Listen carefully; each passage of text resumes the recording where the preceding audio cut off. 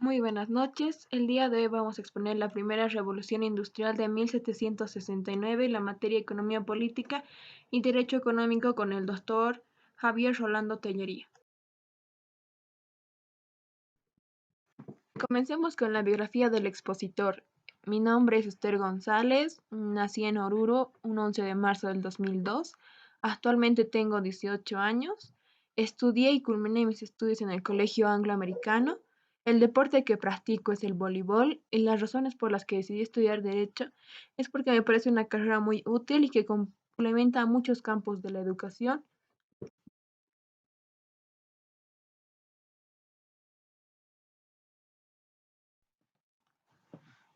Biografía de James Watt. James Watt nació el 19 de enero de 1736 en Greatneck, Escocia. Es hijo de James Watt, un carpintero, armador y contratista. Su madre, Agnes, provenía de una familia distinguida, por lo que recibió una buena educación. Su abuelo Thomas Watt fue profesor de matemáticas. A pesar de ser criado por unos padres muy religiosos, más tarde se convertiría en deísta. No asistió a la escuela siendo educado en casa por su madre, aunque más tarde asistiría a la Greenock Grammar. Desde muy pronto demostró gran destreza manual, capacidades de ingeniería y aptitudes para las matemáticas.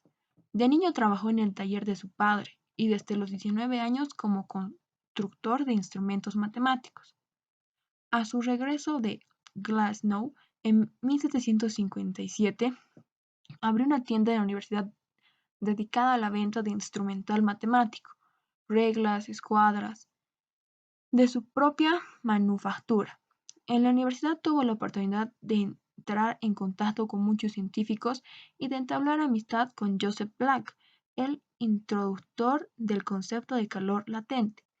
Muy interesado en las máquinas de vapor inventadas por Thomas Savery y Thomas Newcomen, determinó las propiedades del vapor, en esencial la relación con su densidad y con la temperatura y la presión. Diseñó una cámara de condensación independiente para la máquina de vapor que evitaba las enormes pérdidas de vapor en el cilindro e intensificaba las condiciones de vacío. Su primera patente en 1769 cubría este dispositivo y otras mejoras de la máquina de Newcomen, como la camisa de vapor, el engrase de aceite y el aislamiento del cilindro, con el fin de mantener las altas temperaturas necesarias para una máxima eficiencia. Fue socio del inventor británico John Roebuck, que financió sus investigaciones. En 1775 comenzaron a fabricar máquinas de vapor y continuó con las investigaciones que permitieron patentar otros importantes inventos, como el motor rotativo para impulsar varios tipos de maquinaria, el motor de doble efecto, en el que el vapor puede distribuirse a un lado y otro lado del cilindro, y el indicador de vapor que registra la presión de vapor del motor. Se retiró de la empresa en 1800 para dedicarse por completo al trabajo de investigación. La falsa idea de considerar a Watt como el verdadero inventor de la máquina de vapor se debe al gran número de aportaciones que hizo para su desarrollo. El regulador centrífugo o de bolas que inventó en 1788. En 1767 inventó un accesorio para adaptarlo a los telescopios que utilizaba en la medición de distancias.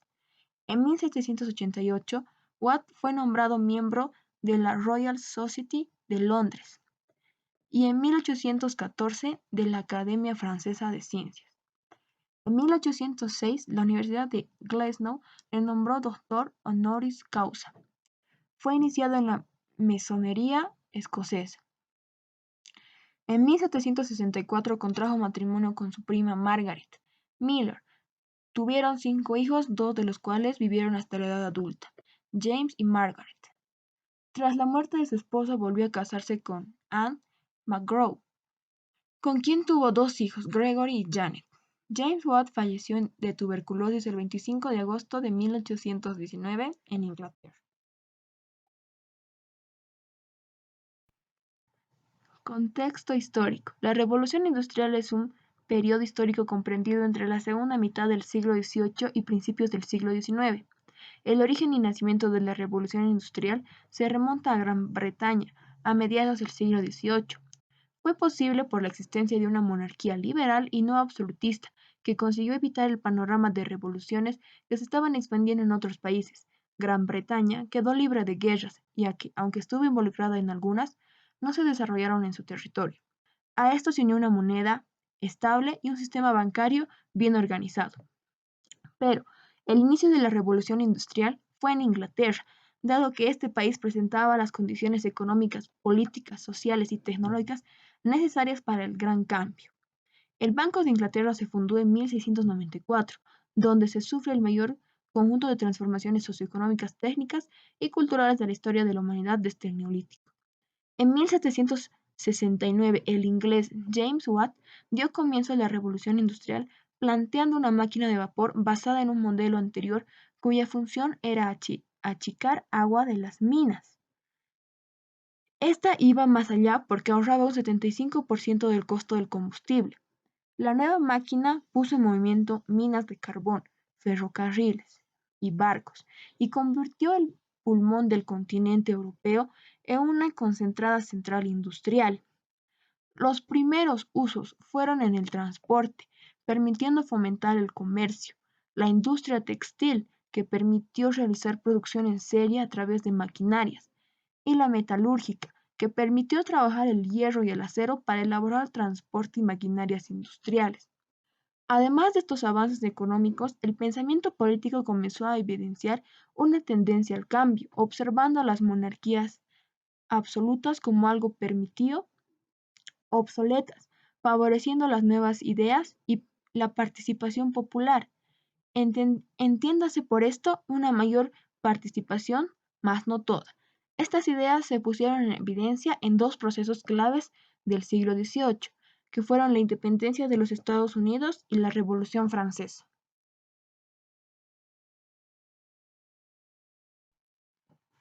La máquina de vapor de James Watt. Se trata de un motor de combustión externa que transforma la energía de vapor de agua en trabajo mecánico o cinético. La máquina de vapor se compone de dos partes, una en la que se produce el vapor que ha de actuar como fuerza motriz, denominada generador o caldera, y otra que constituye la máquina propiamente dicha, formada por el sistema de mecanismos encargados de recibir y transmitir la acción de la fuerza motriz del vapor, compuesta esencialmente de un embolo o pistón, posteriormente reemplazado por la turbina de vapor, que adquiere con la acción del vapor un movimiento de vaivén en el interior del cilindro, donde encaja y oscila.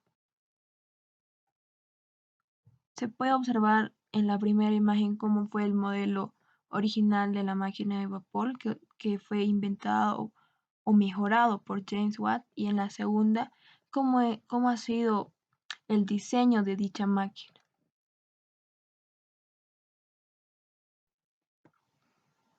El aspecto social y económico de esa época se basó en el capitalismo, el que fue el motor de la revolución, permitiendo utilidades de capitales cuyas utilidades se reinvirtieron con el sistema industrial.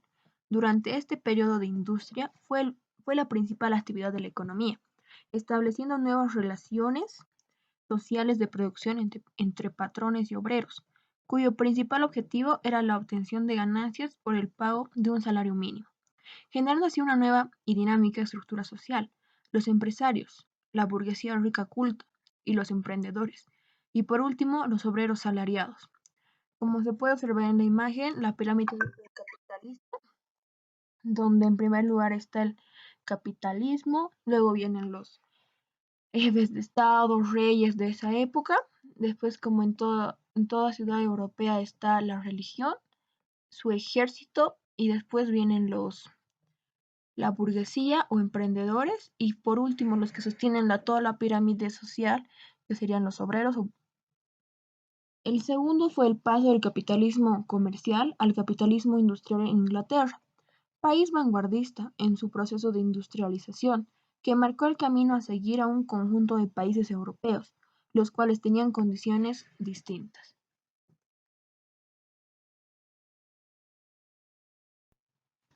Otros aportes sociales y económicos que nos dejó la máquina de vapor fue la producción industrial a gran escala, especialmente de alimentos, el dominio de la burguesía sobre la economía y la política, sustituyendo el poder absoluto de la nobleza y dando origen a la clase social del proletariado. El desarrollo de nuevas industrias como la textil, la siderúrgica, que son los metales, o la minería. La sustitución del hierro por el acero, un material más duro y resistente. El desarrollo del comercio a nivel mundial, debido a la gran capacidad de producción y a las innovaciones en el transporte por tierra y por mar. Como parte final de la exposición se puede observar las fuentes bibliográficas, las cuales fueron usadas para realizar todo el contenido de este tema. Gracias.